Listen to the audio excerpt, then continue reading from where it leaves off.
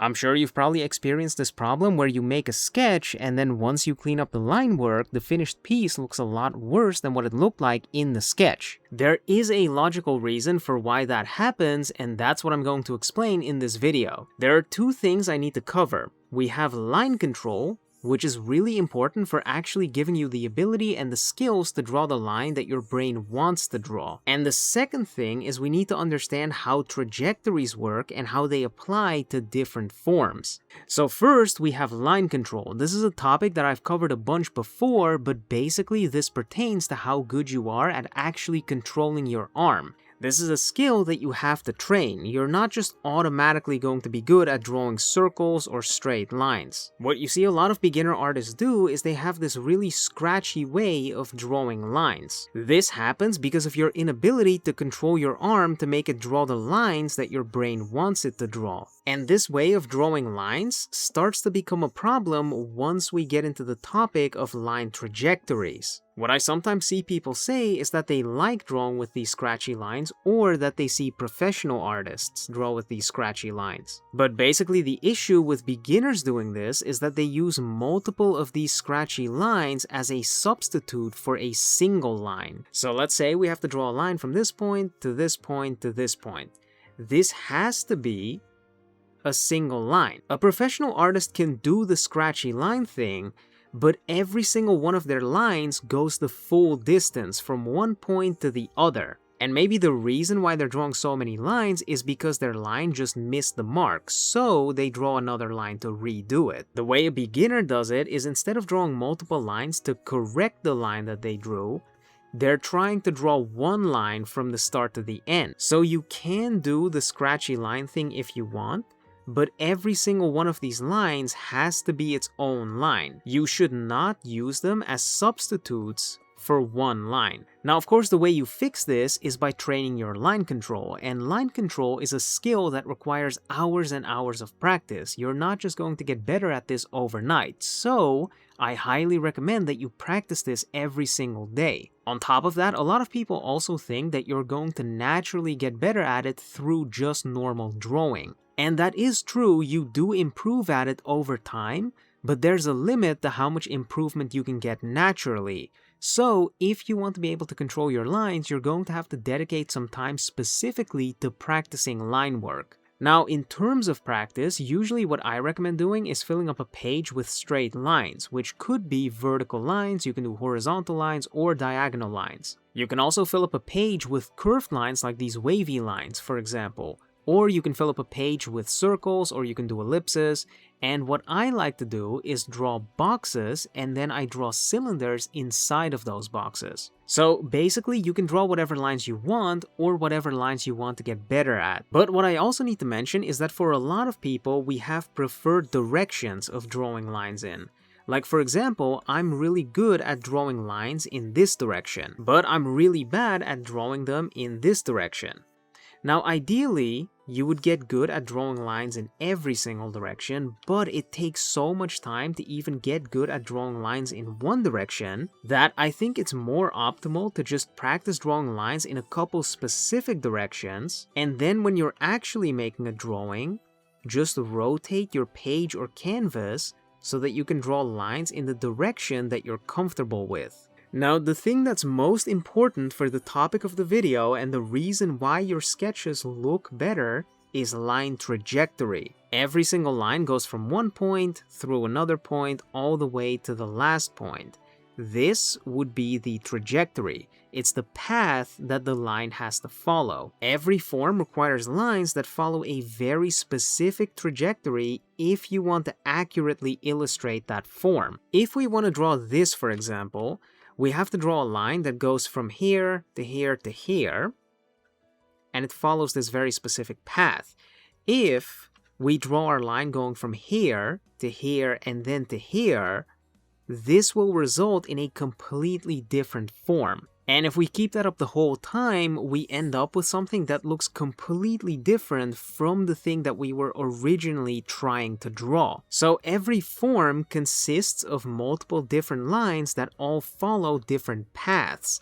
And every single object usually consists of multiple different forms as well.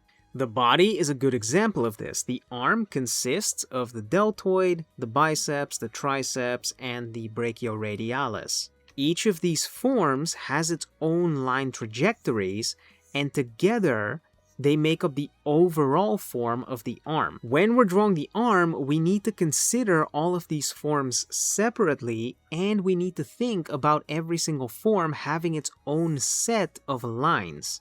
The mistake that results in your line work looking flat is that you don't treat these as different forms, each with their own trajectories, and instead you treat this whole thing as one line. Now keep in mind, I'm not saying that you can't draw this as one line, because you can, as long as you think about all of the different trajectories. I'm saying the issue is that people treat this as one trajectory, so you end up with a really smooth line. And then the problem is, in the sketch, we're usually using simple forms and putting them together to create the overall form. So in the sketch, we usually do consider all of these forms separately. And even beginners learn to use simple forms when they're making their sketch.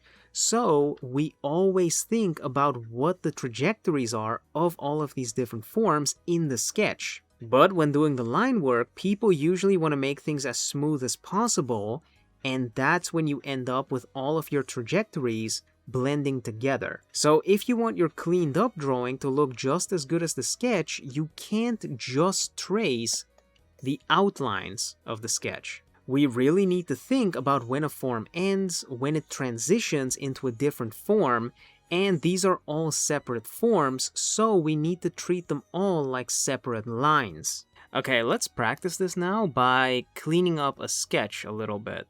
So the main thing that we'll have to worry about is line trajectory. Basically, think about where the trajectory of a line starts, where it ends, and then the path that this line is supposed to follow. So if we're drawing hair, for example, in this case, the line should look like this. And then once we get to the end of the line, we stop, we let go, set up for the next line, which will have a trajectory like this. So we go like that, and that's that line. Then for the next part, again, we reset, think about what this line needs to look like. It's going to look like that. So then we go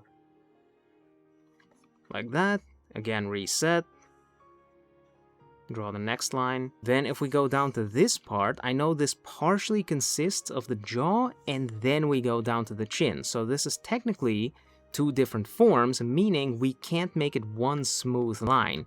Instead, we have to think about one trajectory going like this, and then we continue towards the chin. Then we do the same thing on the opposite side. We have the line from the chin, and then right here we transition to the jaw, so we get a different trajectory. If we look at the arm, we have the forearm muscle, which goes like that.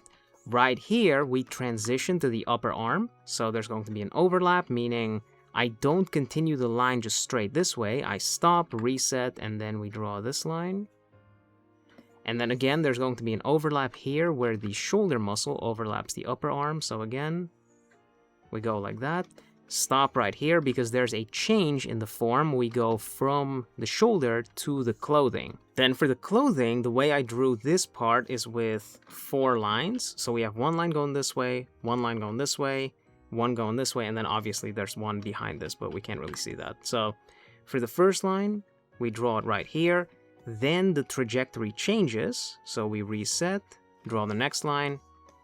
Then I think I'll draw this one, which ends right here, and then we draw this line. Then let's look at this part of the hair, because this is a twisting form, so we have a bunch of different trajectories. The first thing I'm going to do is draw this line. This, you could consider this as one trajectory, so you can draw that in one go, but then right here the trajectory changes and we go from going this way to going this way. So we reset right here. Then same thing here, there's an overlap, so we draw this as a separate line. And then for the line in the back here, there's another reset. And then I think this trajectory should end right around here, because there's a very sharp curve going this way, so I'll draw that as a new line. going that way. And then again, this is a different line.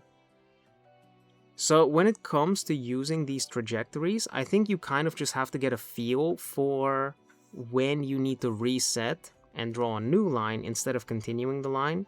Because technically there is no right or wrong way to do it, but it mostly just comes down to intuition. And that's all I can really be bothered to do, but you get the idea. That's kind of how you're supposed to look at this. Instead of just autopiloting and drawing all of your lines super smooth, think about when the line has a sharp change in where the trajectory is supposed to go, and then make sure that you draw that as a separate line. And that's it for the video. If you enjoyed that, or if you found that helpful, be sure to leave a like. Let me know in the comments what else you want to see. You can also join our Discord server, which is linked in the description, and then I guess I'll catch you all next time.